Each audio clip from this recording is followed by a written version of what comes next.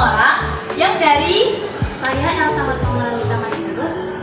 Saya Katrina Kulit Purba. saya Jessalia Gaci. Saya Belaska.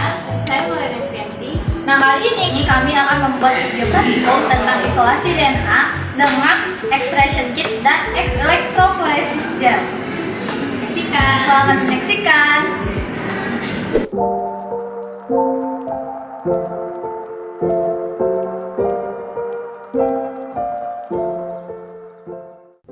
Adapun tujuan dari praktikum ini adalah yang pertama memahami prinsip-prinsip dasar isolasi DNA pada tumbuhan, yang kedua mengetahui alat dan bahan yang digunakan dalam isolasi DNA beserta fungsinya, yang ketiga memahami prinsip elektroforesis DNA menggunakan gel agarose, yang keempat menganalisis hasil isolasi DNA menggunakan elektroforesis, dan yang terakhir menginterpretasikan hasil isolasi DNA berdasarkan teori yang relevan.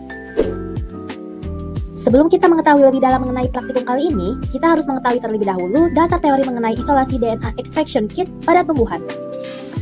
Jadi, isolasi DNA atau yang kita sebut deoksiribonucleic acid adalah suatu metode untuk memurnikan DNA dengan menggunakan metode fisik atau metode kimia dari suatu sampel yang bertujuan untuk memisahkan DNA dari membran sel, protein, dan komponen seluler lainnya.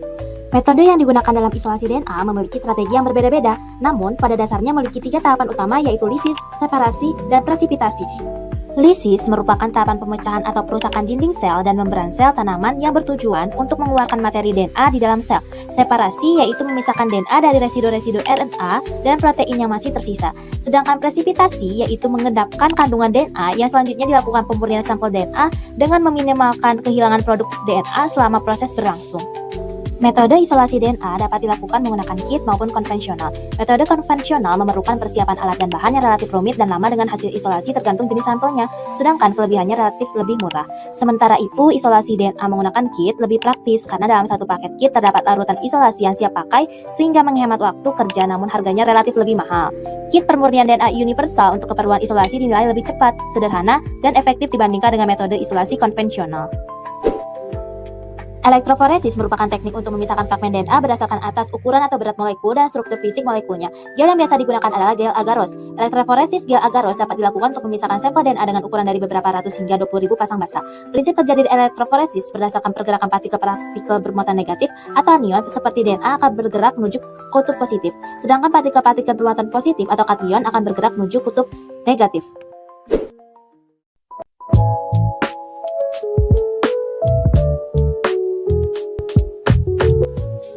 Isolasi DNA dengan extraction kit menggunakan buffer. Untuk buffer lisis ada GP1 yang mengandung deterjen dan agen denaturasi untuk menghancurkan membran sel dan nukleus sehingga DNA dapat dilepaskan dari sel. Untuk buffer penetral ada GP2 yang berfungsi untuk mendenaturasi protein dan menghilangkan kontaminan seperti RNA. Buffer pengikatan ada GP3 yang mengandung garam kaotropik yang membantu DNA menempel pada membran silika dalam filter kolom. Lalu pada buffer pencuci ada W1 yang mengandung garam kaotropik dan alkohol untuk membersihkan sisa protein garam dan zat lain yang dapat mengganggu kualitas DNA. Kemudian juga ada buffer wash yang mengandung alkohol untuk menghilangkan sisa-sisa pengotor dan memastikan DNA benar-benar bersih sebelum elusi. Dan yang terakhir adalah buffer elusi yang mengandung air bebas untuk melepaskan DNA dari filter kolom agar bisa dikumpulkan dalam mikrosentrifug.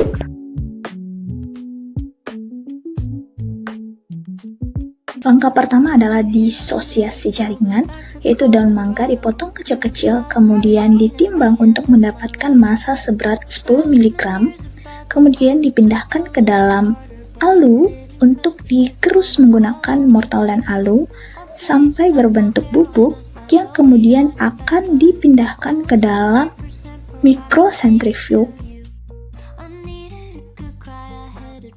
Kita masuk pada tahap lisis. Pada tahap lisis ditambahkan 400 mikroliter GP1 buffer dan 5 mikroliter RNase ke dalam mikrosentrifug tube, kemudian dilarutkan dengan menggunakan vortex. Dalam tahap lisis selanjutnya, setelah dilarutkan dengan menggunakan vortex, diinkubasi dengan suhu 60 derajat Celcius selama 10 menit dan setiap 5 menit sekali itu di vortex selama 10 detik.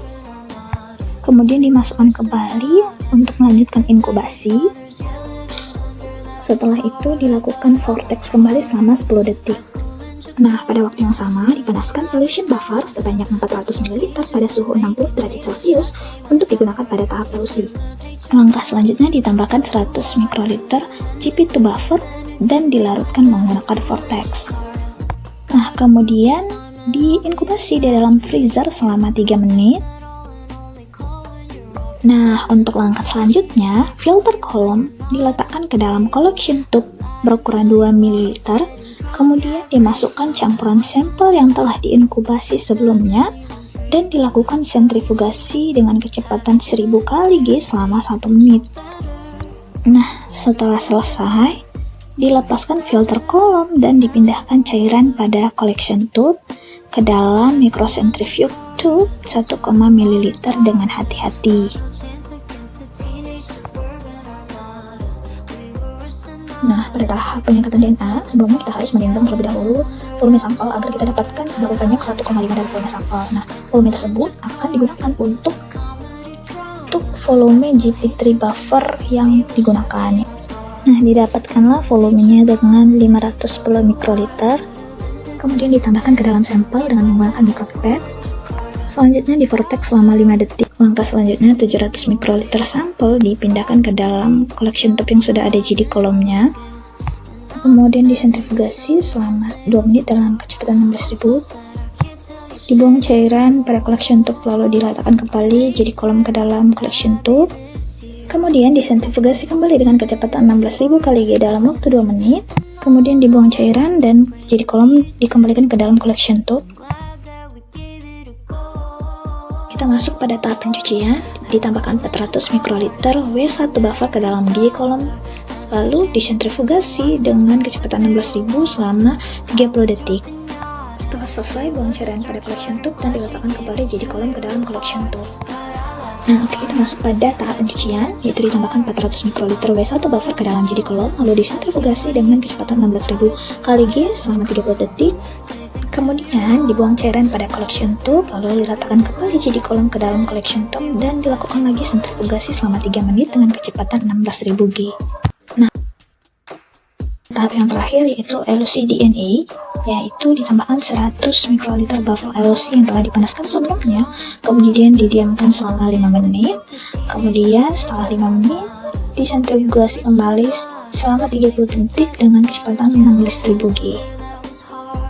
Dan inilah hasil pemurnian dari DNA-nya. Selanjutnya masuk ke proses gel electrophoresis. Langkah pertama, membuat sumuran pada gel agarose.